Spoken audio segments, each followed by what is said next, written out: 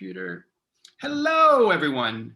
My name is Tim Errickson. I am the artistic director of the Boomerang Theater Company, and today we are doing Artist Chat with Mrinalini Kamath. Hi. Hey, Tim. So I'm super excited to talk to you for a number of reasons. We're recording today on Wednesday, May 19th. It's super hot in New York City, but summer's finally here. And I want to read your bio real quick because I think there's a lot of things that are super interesting about your background. So Mrinalini Kamath is a Queens-based playwright who received a QCA, Queens Council for the Arts, New Works grant for her play Term Limits in 2019 and was a 2018 UW, University of Washington, Mellon Creative Initiative Fellow. She's a member of my Writers Lab and the Playground Experiment and an alumna of EST's Youngblood and our shared Mission to Ditmar's Propulsion Lab. So how is this whole crazy year of no theater, for a lot of ways, been going? Like, how have you guys been holding up? It's a loaded question, I understand. It was really difficult in the beginning. Yeah, it was like, just because, you figure if your life is going to massively change, you'd be fortunate if it could like taper. And there was no tapering. It was like, and you're done, and you're in. So yeah, it was really tough at first. I ended up adopting, you saw one of my cats earlier. I ended up adopting a pair of cats about a month in because, I missed my previous cat who had died the year before. Now that I was home so much, but like, I was kind of miserable in the beginning, and bless them, they're my pandemic heroes for keeping me entertained and and just being there. But yeah, no, it was really hard at first. And like all the challenges that you don't expect, like my husband's a teacher and he teaches at a private school for autistic students. And they actually went into teaching from home mode, which has its own challenges, especially with autistic students. Yeah. And like just, the two of us working at the same time, in the same, in one bedroom apartment, in the same room working. Yeah, I get it. It's hard. So like there are all kinds of like challenges that you just didn't expect, but yeah, as time went on, I guess it got a little easier in some ways, and in some ways it got harder. Like winter is always harder for me personally. Like darkness and that kind of thing I have difficulty with, and yeah, that was hard. But like now things are starting to get better. I am still wearing a mask wherever I go. But I feel a little bit less anxious and like sort of slowly, cautiously coming out of my cave, I guess. Yeah. How do you guys feel about like the loosening of restrictions and sort of vaccinations and all that stuff? Does it feel like it's coming to some sort of end, or do you feel like it's a pause, or what do you guys think about all this? I think the saddest thing about this whole year in a way is that like you realize like something on which you would think everybody would agree on, people don't. And that just kind of, I think, is continuing now. Like part of the reason why like I want to wear a mask everywhere I go is because I don't trust that everybody's vaccinated who's not wearing a mask. So I don't know. I think there's some stuff from this that we're going to carry for a while. It's unfortunate. You really would hope that you could trust everyone to, do things for the benefit of everyone. But it's a disappointing thing. It's been hard. I think people have gotten conflicting information and they want to do right, but then they don't do right. And there's so many factors involved, and it's just been a mess that you can't really always take for granted that people are doing the right thing. And it's not even like even just individual people, like the whole like the mask guidelines thing, the whole turnaround on that. I'm like, is this about businesses or is this about health? I don't know. or So, re-election or yeah, a bunch of exactly. things here in New York. Exactly. Like there's just so many factors that you really wish you didn't have to take into consideration when you're getting information like this. But Yeah. that's just the reality, I guess. Yeah. But on to cheerier things. So, how have you stayed creative? Like, what have you been doing during this time, or have you been doing anything during this time to stay creative? I tried in the beginning. Like I actually, I'm not. Yeah, that sounds so earnest. I did try. So I don't know if you knew this, but like, because I think I've mentioned this to a couple of people. BC before COVID, um, for like the past 10 years or so, I would meet with a friend of mine who's a screenwriter for writers' dates 3 days a week.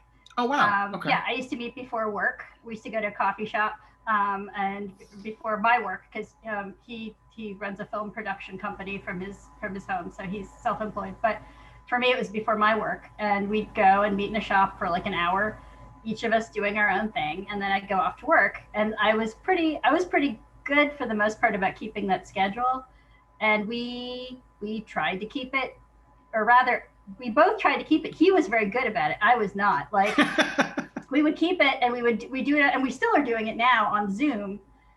It is so not the same. And after a few months of it, I actually asked for a break from it, which is kind of shocking because, like I said, we've been doing this for like 10 years. So like we've never taken like a break like that from it. But like I found out, I discovered that I just wasn't really writing. And I'm like, what am I doing? I'm just kind of sitting here trying to write for like, an hour, and it's just not working. So I took a break from it for a while. Yeah, writing has been incredibly hard this year for me. I felt a little bit better about it. I think Claire Barron wrote an article about like not writing this year. Yes. And it made me feel so much better. Because, otherwise I was just, why aren't you writing, and I read something at somebody else, and I really wish I could attribute this. Somebody else was saying, note to self, the pandemic is not a writer's retreat. Because you do feel like I have this time now. I'm not going to the theater. I'm not going to writer's lab. I can be a serious writer and write. And it's like, well, no, you can't. If you're like stressed out and anxious about things, it's really hard. Yeah. I basically I think I channeled the energy that used to go into writing into like baking for a while, which is, very kind of typical, except that it wasn't like sourdough and stuff for me because I like sweets. It was like all kinds of sweets and things. And then like I was cooking for a while because I was like, okay, I'm going to take this opportunity to really cook. I may never go into a restaurant to eat crepes this year. I will make crepes. I will poach eggs. I will do these things. And I did, and I was really pleased that I did them, and I felt really self-sufficient. But like after a while, I said, wow, I dislike cooking just as much as I did before the pandemic. Chopping, I still don't like. I still find it tedious. Yeah, it sucks. I improved at it, but it's something that I really don't like anyway. So I think because I think with creative people, if you're not doing the main thing that you usually do, it's got to like find another way to get out. And so like I was doing other things, and like I was knitting for a while. I was like trying to do all kinds of stuff just to sort of scratch that itch, because I just wasn't feeling like writing. Like writing was so hard. We were cooking for a while, and we figured out that we like cooking, but we hate dishes. And it turns out that they come hand in hand. Yes, sadly, they do. They have not made like evaporating dishware, like where like you cook with it, you take the food out, and it just like disappears. Just gone. Self-cleaning would be nice. Yeah, self-cleaning would be awesome. Yeah, just self-cleaning dishes. Just put them in the sink, and next morning they're back in your cabinets. Like be amazing. Yeah, we need we need magical fairies and elves or something to come and do them. So, but I know that you've got a very special project coming on right now. You've got a radio play going through a Astoria Performing Arts Center. Was this written during the pandemic, or was this part of something before BC, as you say? It was BC. It was I wrote it like 6 years ago. I don't know if you remember. It's it was inspired by a New York Times article called "The Lonely Death of George Bell." And what was interesting, one of the interesting things about that article is that it was a front page article in the Sunday Times, which I do not think would ever happen these days, at least not from 2016 till now. Yeah. You would not see an article like that on the front page of the Sunday Times, and on the Times period, I think, but especially the Sunday Times. But yeah, I wrote it then and ended up doing a scene from it for a Mission to Dip Mars, All Systems Go. Mm-hmm. And Dev Bondaran remembered it, which was really cool. In fact, she asked me, I think a couple of weeks into the pandemic, she asked me like, hey, that play, I remember reading a scene from it. Can I read it? And I was like, sure. I'm never going to say no if somebody wants to read a play, right? Yeah. You know what that's like. It's like somebody says they want to read your work. You're like, absolutely. It's like somebody saying they think you're cute. Hell yeah. Yes, yeah. Makes you think of Rudolph, right? You just go flying into the air like, yeah. Oh my God, yeah. So yeah, I sent it to Dev, and and I forgot about it the way I do when I send things out. I'm just like, I think it's better that way, honestly. Yes, like, of course. Send stuff out and just don't think about it. And then I think a few months later, she's like, I am so sorry it's taken me so long to get back to you, but we would really like to record this, which was cool. And for her, the play, I mean, I think you listened to the first two episodes that came out, but it touches on some things that I think she found herself kind of thinking about during this time, where everything slows down, and you kind of start to ruminate. Yeah. and think about like your life and how you're living your life in the context of whatever's going on. And it just kind of makes you think about, the meaning and the purpose of what you're doing. And so all of that kind of stuff resonated with her. And so she's like, I really would like to do this, as a radio play. And I was happy because I love radio plays. The first time I ever heard one was when I went to go visit a friend in England many years ago. Mm-hmm. And they didn't have a TV, but they kept the BBC on all the time. And I was just totally enchanted by the BBC. Like, it's like news, quiz shows, plays, like they had everything, and I loved radio plays.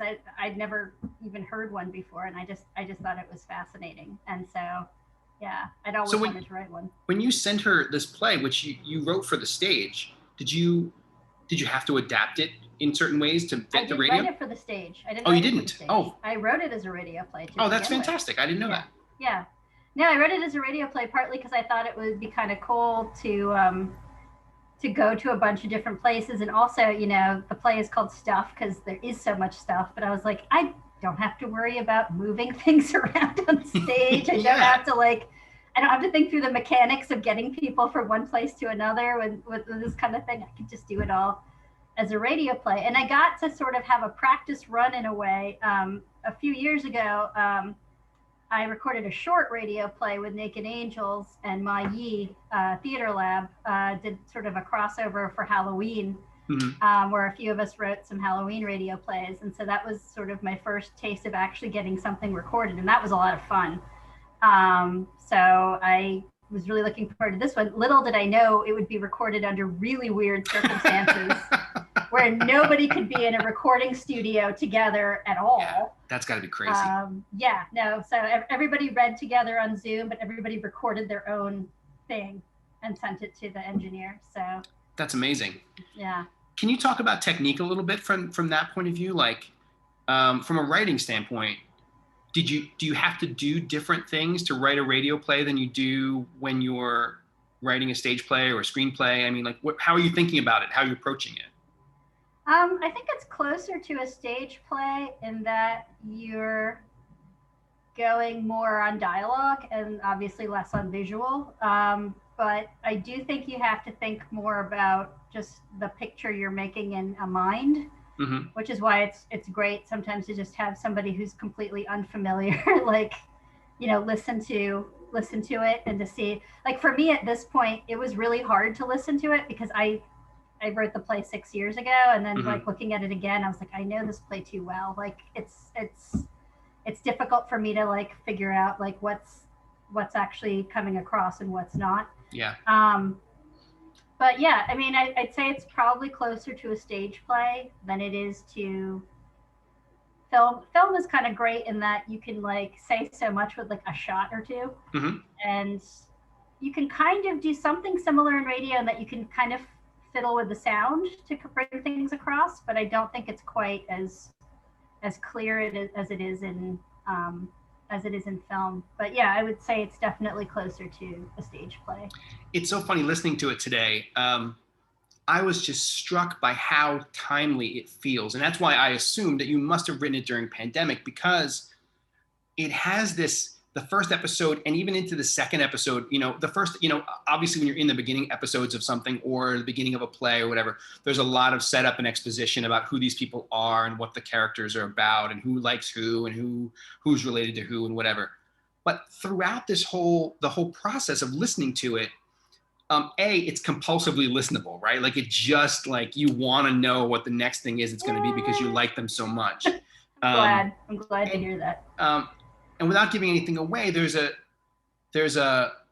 person has passed away, and there is some mystery around some of the, not the circumstances of the death, but of an inheritance. And so there becomes this whole idea of this sort of mournful introspection about how you live your life and what you value that seems so of the moment. And I can clearly see why Dev was so taken by it and thinking about it during all of this. But I mean, the idea that, did you revisit it at all? Did you polish it up to sort of like have some of the flavor of now, or was that always in there? I think the flavor of now was always in there just because of the nature of the piece. I mean, it's, the pandemic, there's been an awful lot of death. And the piece is inspired by an article, which I encourage people to read if they haven't, which is all about what happens in New York City if somebody dies alone, in their apartment. And yeah, death makes you think, right? Yeah. Like death makes you think about life. They always talk about the things that people say towards the end of their life that they wish that they had done more of, and I think that I think I polished it. I did polish it. I did make some changes and a lot of cuts and things, and some things like technologically I had to change because in 6 years technology moves. Sure. But yeah, no, for the most part, it's very much what it was. Nothing's really, the pandemic didn't really change. I think we changed one phrase where he says something about having a deadly disease, and Dev's like, nah, let's change that to something else. And I was like, point taken. Yeah. It's also sort of infused with this flavor of people wanting connection in a world that might lend themselves towards isolation. Which also feels so incredibly timely as well, especially as we're coming out of this thing where, people want to get together again and like, can we see each other safely? How can we reach out? How hard is it to reach out to people now after being a year and change away from everyone? It's so fascinating, I think, as a piece of drama, let alone as a technological achievement of like an entertainment as well, of like listening to it and being so captivated by the story, the characters, and whatever. There's a lot of meat on that bone. Thanks, Tim. Yeah, I'm into it. I'm a big fan. So when you're working on it's called Stuff, for those who don't know, and because I probably didn't say it earlier because I probably screwed up, but it's called Stuff, and it's a radio play and it's amazing and everyone should listen to it. But when you're working on something like that and you have a full-time day job, what is your writing process like? Like, you talked about writing before you go to work. Do you like to write in the morning? Do you like to write at night? Do you like to write with the radio on? Do you like to write with a glass of wine or bourbon or a glass of water? Like, what's your process like? I prefer writing in the morning for the most part because, as I like to say, I think it's better to be able to write before the crap of the day has begun. Like, like while you're still kind of fresh and Yeah. like, you don't have other things on your mind. So yeah, like I generally prefer writing in the morning, if that's possible. And I prefer, and I think maybe this is probably the other reason why writing's been really hard this year. I prefer not writing at home. I prefer writing in Mm, like a coffee shop or something.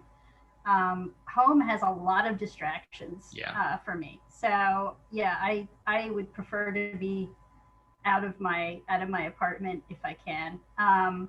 Even like even if I was going to go meet my writing partner, for a writer's date, and he had to call off when I was halfway there. I would just go to my office and like find an empty office and shut the door and just like write for an hour.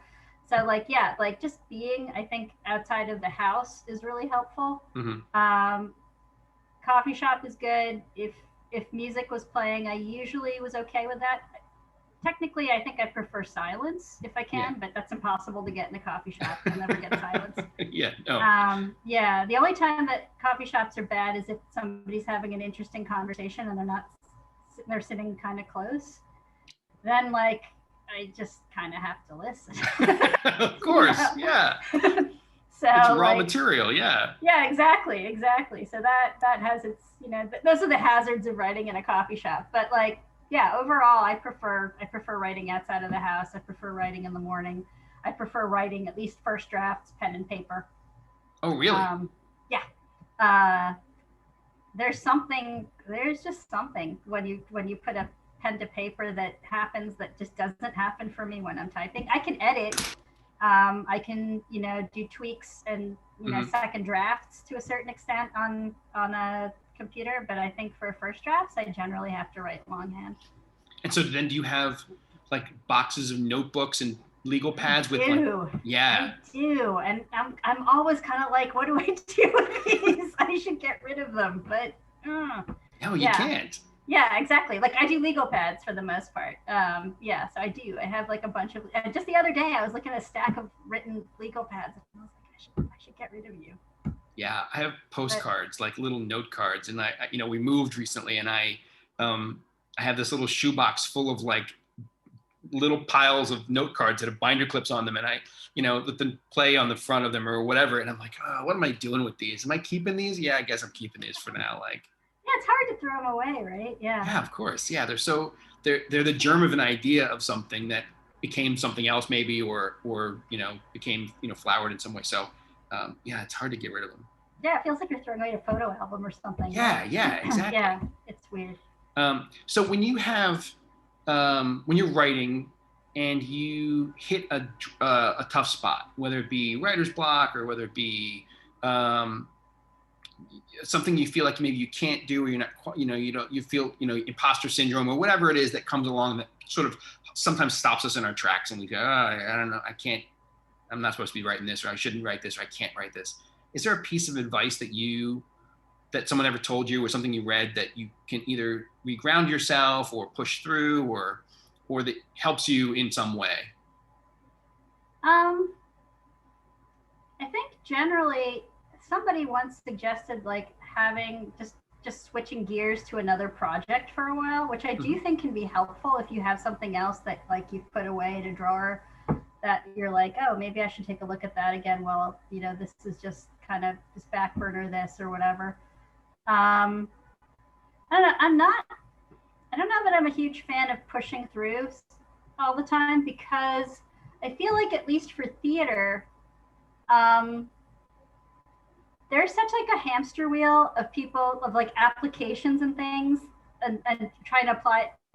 Like I feel like people are constantly under pressure to like produce work to Mm-hmm. to send out, and sometimes I feel like you just have to step off the wheel and like just kind of take a moment and just chill for a second, because I mean I'm guilty of this. I feel guilty when I am not writing or doing something. I don't know if that's like just the Puritan like work ethic, like you feel Yeah. lazy or like, you know, real writers write every day. Why aren't you writing, kind of thing. But at the same time, it's kind of like, don't mistake activity for like actually doing something, because sometimes it's not, you know. Yeah. Like sometimes you're writing and stuff, and it's just not there. It's just not coming together. And I think sometimes you just need to take a break. Walking is good, I found. Like if you just to think through things sometimes, you know, just go for a walk. I wish that, you know, and this is the one time where I wish that like there were hiking trails and things in Astoria, because I would definitely like go for a hike to like think things through a little bit more, a little bit harder when there aren't, you know, things like that around. But like you still can like walk around and just think, you know, about stuff, think through stuff. But yeah, like I don't know about like, if you have a deadline for something, then yeah, I can understand why you'd push through it, especially if it's, you know, your livelihood and stuff. But like for me, who has a day job, you know, sometimes I'm just like, you just need to back off for a second and like just you know, chill and think about it for a minute, and if necessary, put it down and look at something else, because sometimes you just need some time. I was grateful that Dev asked about the radio play, partly because I had put it aside for a while, and being able to pick it up, I could look at it with sort of fresher eyes and ears, I suppose, because the radio play, and like just sort of like figure things out and like clean it up a little bit and make it a little bit better. So yeah, I think there's a lot to be said for being able to just put something aside for a bit and then come back to it. 3 months, I think, is great if you can do that, and then like just immerse That's a good chunk of time to put it down. That's great. Yeah, I actually did that for like my Mellon. I went to UW for this Mellon creative initiative to work on a play, and it was a play that I had like finished the draft of like 3 months before, and it was so great to like be able to actually work on it with people after that chunk of time, because like I think I cut like 10 or 15 pages from it, because I'm like, you don't need that. Like just having that time away like makes you like be able to be like a little bit more incisive with your writing and like figure out what it is that you really want to say. So yeah, sometimes you're able to fall out of love with something a little bit enough to look at it and be like, you know what, this is extra, and this is great, but maybe not this play or whatever. Right. Exactly. Exactly. Yeah, it's so hard when you're up close again, you know, up nose to nose with it, right? You just can't see. Exactly. Yeah. So where can, if in addition to looking up stuff, and everyone should listen to stuff, it's free, and you can make a donation, as you should, to Astoria Performing Arts Center for producing that. But besides stuff, what else do you have coming up? Anything we should know about? I don't have anything else coming up at the moment. I had a few things that were up that I did not publicize as I probably should have. Like I had some Zoom things that happened during this time, but yeah, at the moment I don't have anything else coming up. I actually, stuff was great in that it's kind of sort of kickstarted me. So I'm gonna probably try and finish that Agatha Christie play that I started in the Mission to Ditmarsland. Awesome. So yeah, so I'm gonna probably try and finish that. But yeah, at the moment there's like nothing else on the horizon to see though. Yeah, I'm both like eager to get back into theater, but at the same time I don't want to have the same theater schedule that I had in DC, which is where I was like going out like 3-4 nights a week to like see shows. It's a little exhausting. Yeah, I think we're all sort of trying to figure out what that looks like now, because what the new balance should be. Yeah, there's been a lot of like online things and people talking about like both theater specific, but also life generally. Like how much do we want to run and gun the way we used to, and the things that does to us spiritually, emotionally, physically, financially, whatever. Yeah, no, totally. Like, I feel like in a weird way, if this is like kind of the restart or the blank slate, like everybody's like slowly adding things back in and like trying to figure out what they don't want to add back in, you know, or how much of something they want to add back in. So yeah. And so we're going to put your website in the chat, the notes below, But where else can anybody find work of yours if they were interested in seeing more of it? You can also find me on the New Play Exchange. Mm-hmm. I do have scripts up there as well. Awesome. And are you on socials? Not much. Good. I mean, I am on Instagram. I'm under like MK_writer on Instagram. Yeah, and then other than that, just like Facebook. That's pretty much it for me. Good. Yeah. That's all you need. Well, it was good to catch up with you, and I hope that everybody goes out and listens to stuff, and because it's really fantastic. And Thanks, Tim. and I'm a hard sell for radio plays. I'm always like, come on, man, like you just didn't have enough money to make a real play, so you made a half a play. But it's not a half a play. It's so fully realized that I'm truly impressed. So I'm super glad that we got a chance to talk about it a little bit. Yeah, no, thank you thanks for having me on, Tim. Woo! It's very exciting. All right, my friend. But yeah, no, thank you so much. And yeah, it's really nice of you to like listen to it, and yeah, I appreciate the encouragement. Thanks. Anytime. This is great. All right, my friend. I will see you. All right. Bye, Tim. Take care. Bye-bye.